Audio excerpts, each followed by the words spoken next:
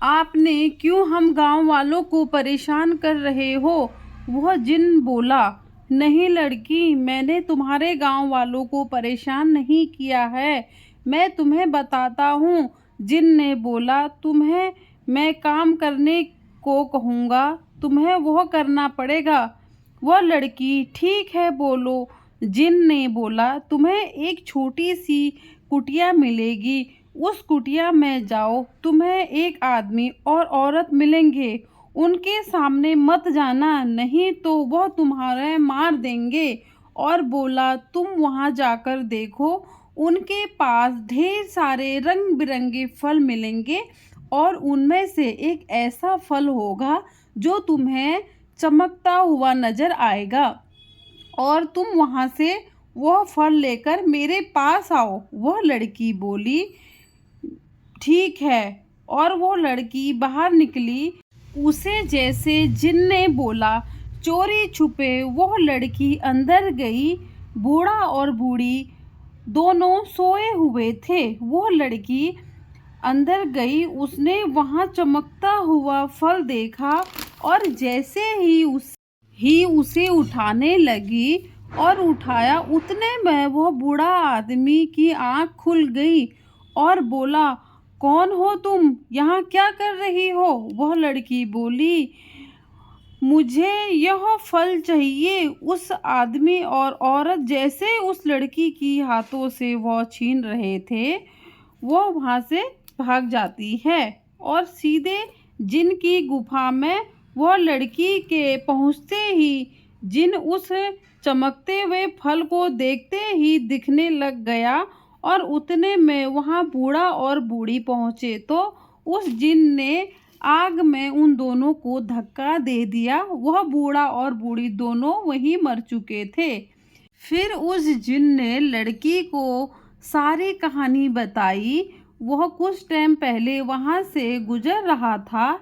एक पेड़ पर उसके चमकता हुआ फल मिला और जैसे ही वह फल को खाने पहुंचा तो वहां एक बूढ़ी औरत ने वह फल तोड़ दिया।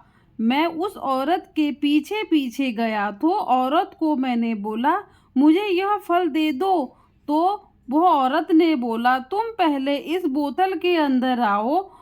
मैं जैसे चला गया, उस औरत ने वह बोतल का ढक्कन बंद कर दिया और मुझे गायब कर दिया। वह जादुई औरत थी। वह नहीं चाहती थी कि कोई इस जंगल में आए। वह दोनों अपना राज करना चाहती थी और मेरा नाम लेकर तुम सब गांव वालों को डराती थी और तुम लोग सोचते थे कि तुम लोग को जिन डरा रहा है।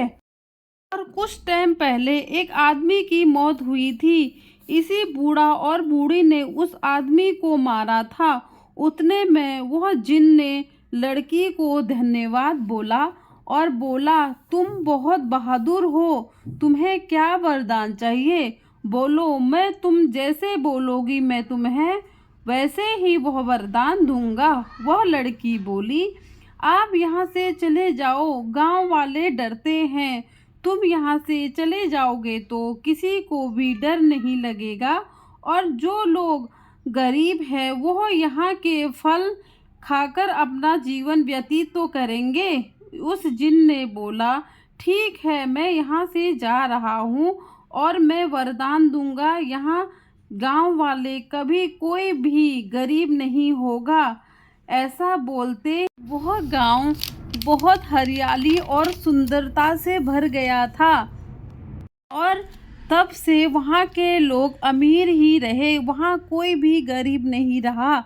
उसके बाद वह जिन वहाँ से चला जाता है और वह लड़की जैसे ही बाहर निकली तो बाहर वाले कुछ लोग उस लड़की की बहन और उसका बाबा बाहर खड़े थे। उन्होंने उस लड़की को गुफा से बाहर आते देखा और पूछा, यह चमत्कार कैसे हुआ? लड़की ने सारी कहानी सुनाई तो सारे गांव के लोग खुश हुए और उस लड़की को सबने धन्यवाद बोला, अगर तुम हौसला नहीं दिखाती तो हम गांव वाले ऐसे ही अपनी जिंदगी यहीं वैसे ही व्यतीत करते। उसके बाबा को भी धन्यवाद बोला। अगर बच्चे हो तो आपके बच्चों की तरह, इसीलिए बोलते हैं हमें हार नहीं माननी चाहिए और ना ही घबराना चाहिए, क्योंकि बोलते हैं डर के आगे जीत होती है। धन्यवाद दोस्तों। अगर आपको मेरी कहानी पसंद आए तो चैनल को लाइक शेयर सब्सक्राइब करें।